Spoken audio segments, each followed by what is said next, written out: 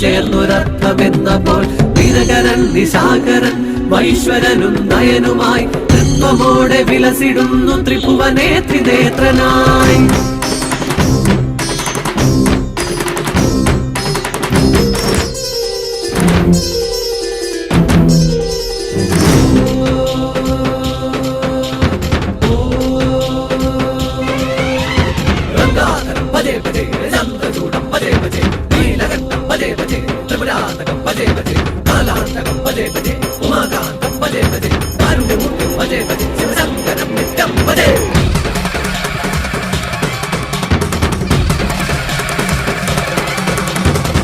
ബാലകന്മാർ കണ്ടനായുസൊടുങ്ങവേ പൂജിച്ചു ദേവാദിദേവം ശിവം.